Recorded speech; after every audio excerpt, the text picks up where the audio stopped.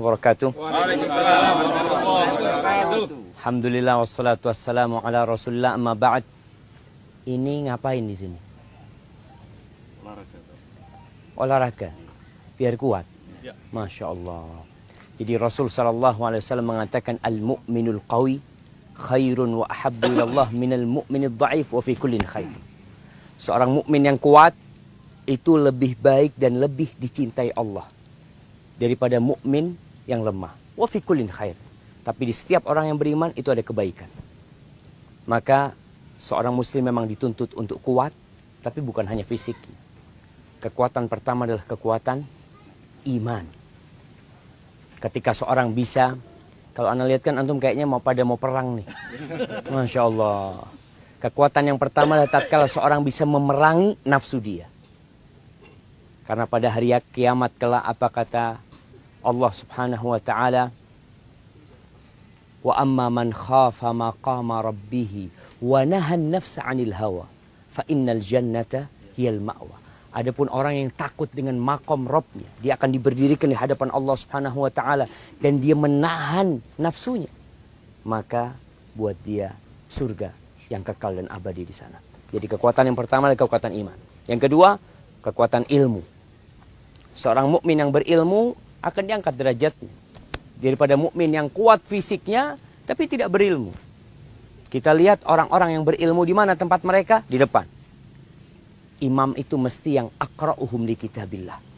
Yang jadi imam siapa? Apakah orang yang paling kuat fisiknya? Enggak. Apakah yang paling panjang jenggotnya? Enggak. Tapi yang paling pintar, yang paling paham dengan Al-Quranul Karim. Maka ilmu harus kuat.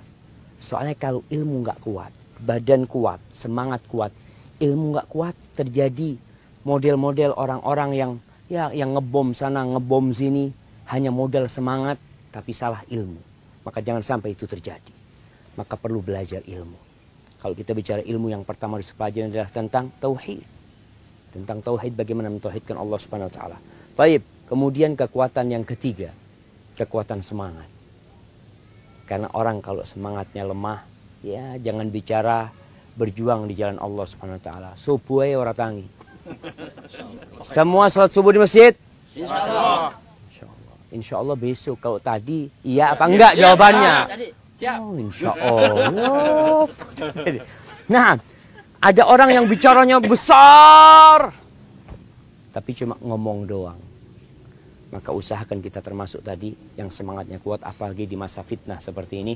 Maka harapan ana, antum yang latihan seperti ini, niatkan lillahi ta'ala. Niatkan memang untuk membantu negeri ini kelak. Karena bagaimanapun kata Rasulullah sallallahu alaihi wasallam, man mata walam yaghzu walam yuhaddits nafsahu bil ghazwi mata ala syu'batin minan nifaq. Barang siapa yang mati dan belum pernah berperang dan belum pernah dalam dirinya dia niat untuk berperang, maka dia mati di atas salah satu cabang kemunafikan. Maka niatkan untuk membela negeri kita, tentunya agama Allah yang pertama. Sehingga tatkala kita dibutuhkan, alhamdulillah, dan menjaga negeri ini. Atau orang-orang yang menjaga negeri ini bukan hanya yang pakai seragam seperti antum. Antum kan cuma ya seragam-seragaman kan ini kan. Pemain cadangan.